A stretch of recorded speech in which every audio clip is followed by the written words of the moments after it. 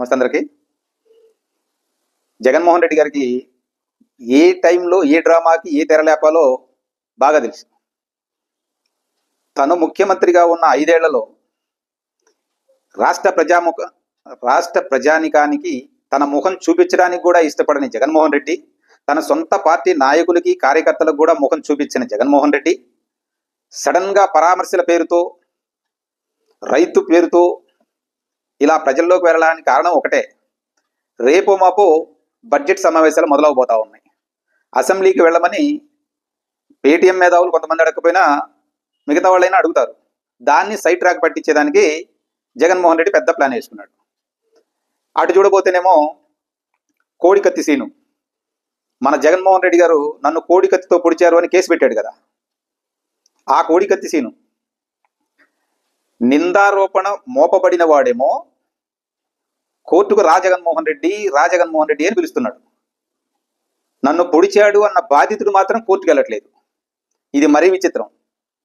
శ్రీకాకుళం దాకా వెళ్ళడానికి జగన్మోహన్ రెడ్డి గారికి ఖాళీ దొరికింది, కానీ వైజాగ్లో కోర్టుకు వెళ్ళడానికి మాత్రం జగన్మోహన్ రెడ్డి గారికి టైం దొరకట్లేదు.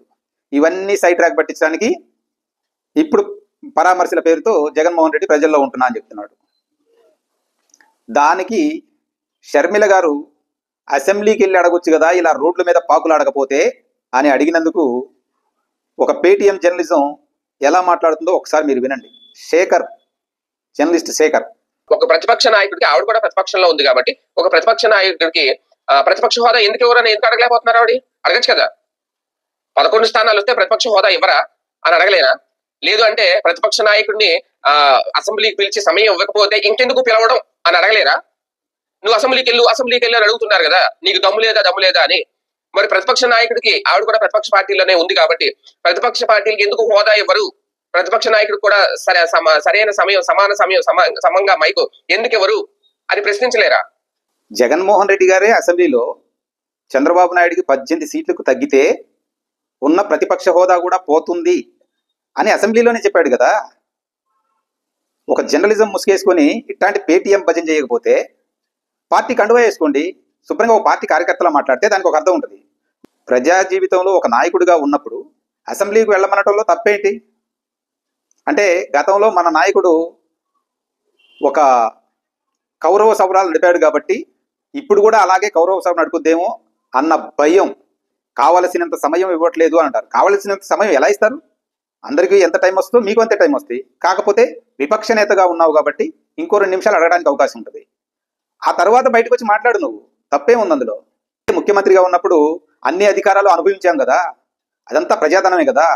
ఒక సీఎం సీటు పోయినంత మాత్రాన ప్రజల కోసం ప్రశ్నించడానికి అసెంబ్లీకి ఎందుకు వెళ్ళరు? జగన్మోహన్ రెడ్డి గారిని సీఎం సీట్లోకి తీసుకురావడానికి షర్మిలమ్మ ఎంత కష్టపడిందో ప్రజలందరూ చూశారు. 3000 కిలోమీటర్లు పాదయాత్ర చేసింది ఆవిడ. ఆవిడ పార్టీలోనే ఆవిడకి శత్రువులు ఉన్నారు. శంకర్ పద్మ లాంటి వాళ్ళే తిడుతున్నారు ఆవిడని. అసలు ఎందుకు ఆవిడ వచ్చిన తర్వాత పార్టీ పాడైపోయిందని ఓపెన్ గా. ఆవిడ పార్టీని ఆవిడ సరి చేసుకుంటదు, అసలు సరి చేసుకోలేదు. తెలంగాణలో లాగానే డౌన్ అయిపోద్దా, అది వేరే విషయం శేఖరు. మన పార్టీలో ఉన్న నాయకులే మన పార్టీ నాయకుడి మీద ఉమ్మేస్తా ఉన్నారు, బయటికి వెళ్ళిపోతా ఉన్నారు. ఈయన కూడా సరిదిద్దుకోవాలి కదా. ఇవన్నీ మూసేసుకోవడానికే ఇప్పుడు ప్రజల్లోకి సింపతి కార్డు కోసం బయటికి వెళ్తా ఉన్నాడు. ఒక నేరస్తుడు కోర్టుకు పిలుస్తూ ఉంటే బాధితుడు కోర్టుకు వెళ్ళట్లేదు. అక్కడే కనపట్లేదా మన నిజాయితీ ఏంటో? మనం పెట్టే జాకీలు మనం పెడతా ఉన్నాం జగన్మోహన్ రెడ్డి గారికి. ఒక ఎలక్షన్ జరగాలి అంటే కొన్ని 100 కోట్లు ఖర్చు అవుతాయి. కొన్ని డిపార్ట్మెంట్లు మొత్తం కూడా ఎలక్షన్ కోసమే పనిచేయాల్సి వస్తుంది. ఆ ఖర్చు అంతా ఎవరిది? ప్రజాధనం కదా. నీలాంటి జర్నలిస్టులు ఇట్లానే మాట్లాడాల్సింది. అసెంబ్లీకి పొమ్మని చెప్పాలా? ఆయన పోతే పోతాడు, లేకపోతే లేదు అని.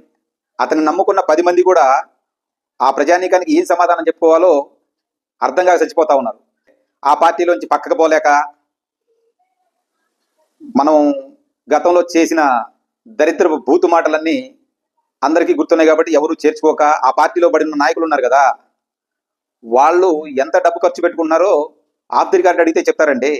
మన ఎలివేషన్లు ఎవరూ లేకుండానే జగన్ అలా కనపడంగానే పరిగెత్తుకొస్తున్నారు జనాలని.